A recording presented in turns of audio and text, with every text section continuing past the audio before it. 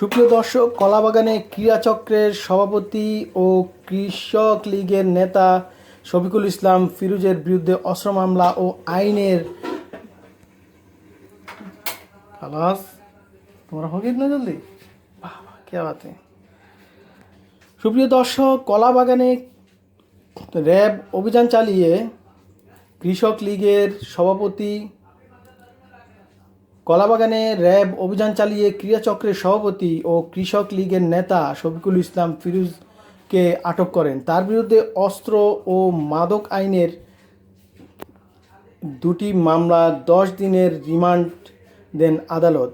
আজ Dhaka metropolitan magistrate আদালত প্রাঙ্গণে নিয়ে যাওয়া হয় তাকে। ক্রীড়াচক্রের সভাপতি ও কৃষক লীগের নেতা শফিকুল ইসলামকে আইন শৃঙ্খলা বাহিনী করা ধানমন্ডি থানায় দুটি মামলা তথা অস্ত্র ও মাদক আইনের মামলায় 10 দিন করে রিমান্ড আবেদনের নথি আদালতে জমা দিয়েছিলেন আইনশৃঙ্খলা বাহিনী।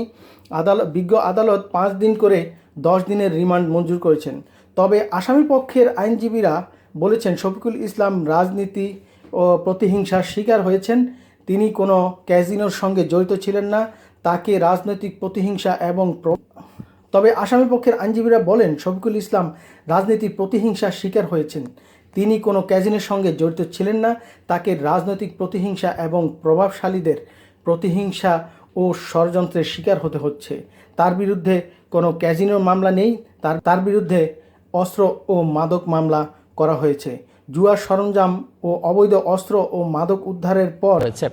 এদিকে কলাবাগান ক্রীড়াচক্রের সভাপতি ও কৃষক লীগ নেতা শফিকুল ইসলাম ফিরোজের বিরুদ্ধে অস্ত্র ও মাদক আইনে ধানমন্ডি থানায় র্যাবের করা দুটি মামলায় 10 দিনের রিমান্ড নিয়েছেন আদালত। সেখানে আছেন আমাদের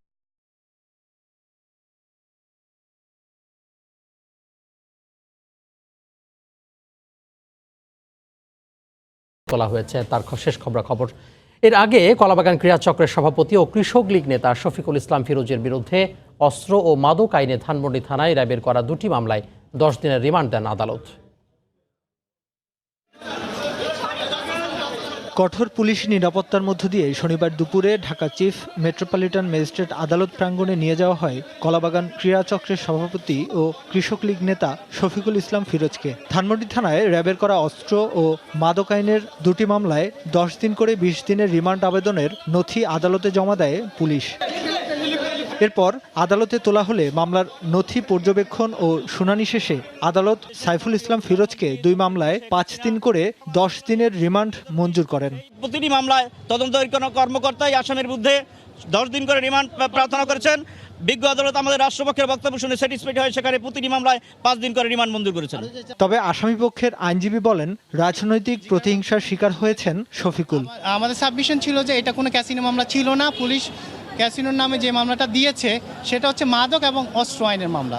সো এটার সাথে ক্যাসিনো কোনো সম্পৃক্ত নাই। এই আসামি ক্যাসিনোর ব্যবসার সাথে জড়িত না, শুধুমাত্র রাজনৈতিক এবং বিভিন্ন ধরনের প্রতিহিংসার